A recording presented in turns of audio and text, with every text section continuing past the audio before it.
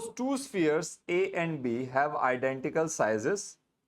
A third sphere of the same size but uncharged is brought in contact with the first, then brought in contact with the second, and then finally removed from both. What is the new force of repulsion between A and B? तो A और B पहले दो sphere हम बना लेते हैं. Let's say marker choose कर लेते हैं. This one, let's say this is A and then इसी को डुप्लीकेट कर देते हैं. You have another sphere over here. ठीक है, A पे चार्ज था,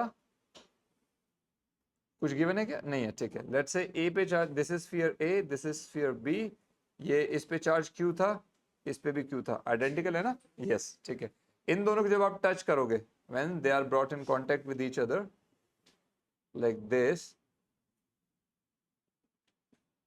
तो क्या होगा? चार्ज इक्वली डिस्ट्रीब्यूट होगा. करेक्ट? क्लियर ना? बट यहां पे क्या है? थर्ड चार्ज आ रहा है C. सो वो कुछ इस तरह से है. Let's put it over there.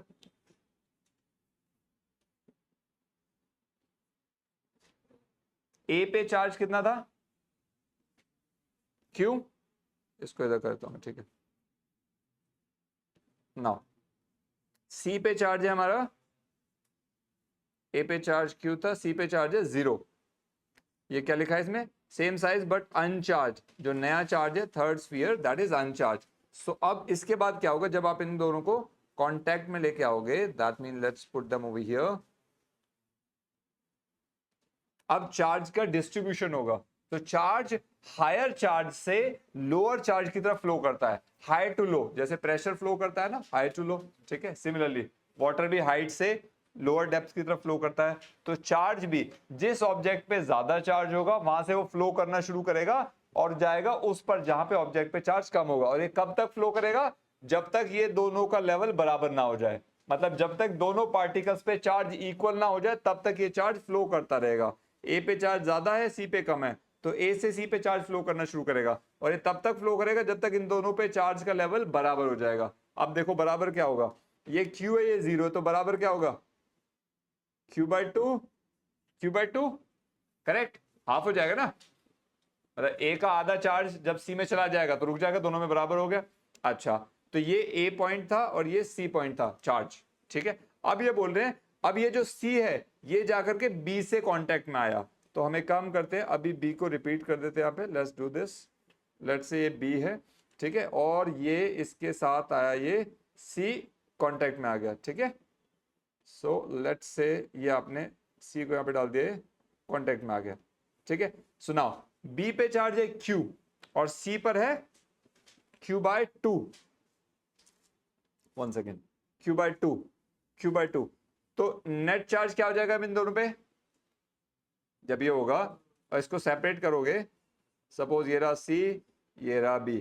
ठीक है, तो again Q/2 plus Q, total charge कितना हो गए? 3Q/2. अब ये नेट चार्ज क्या होगा? दोनों में आधा आधा बढ़ जाएगा, इसका हाफ. करेक्ट, ये तो देखो क्या हुआ, ये आपको समझना है. ये चार्ज अब Q, B पे ज्यादा चार्ज है ना, B से चार्ज फ्लो करने शुरू होगा C की तरफ.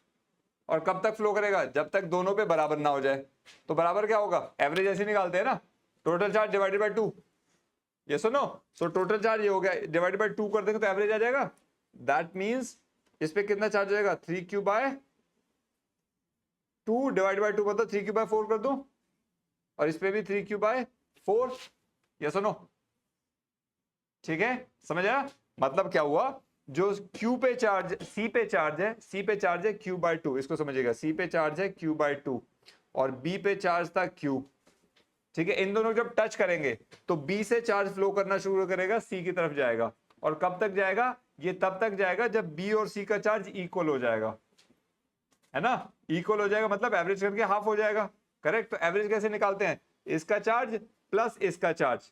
करेक्ट, इन दोनों का चार्ज ऐड करो टोटल और उसको 2 से डिवाइड कर दो. टोटल चार्ज को 2 से डिवाइड करो तो एवरेज आ जाएगा.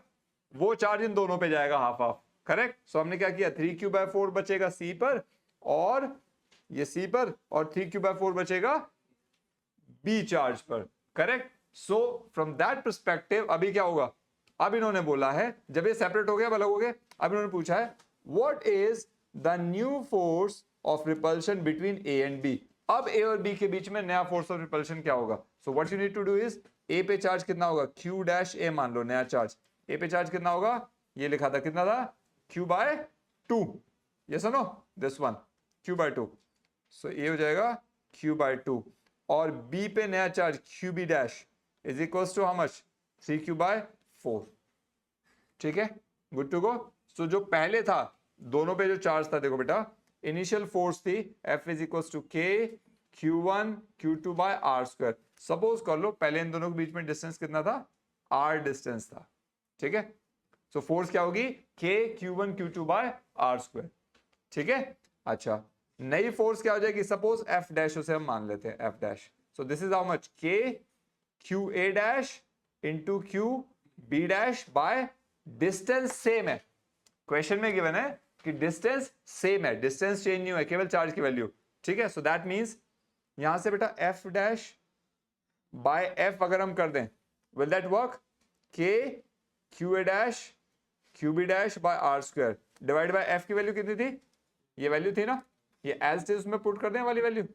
ठीक है, K Q1 Q2 by R square, तो सेम ही होगा actually.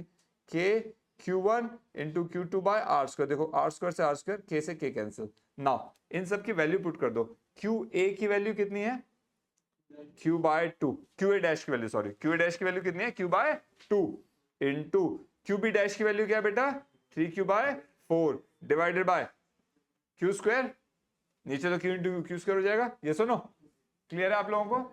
Alright, good. So from here F dash by F क्या हो जाएगा? This equals to Q square से Q कट गया। ठीक है, ये क्या हो जाएगा? 3 by 8, right? So that should be your answer somewhere.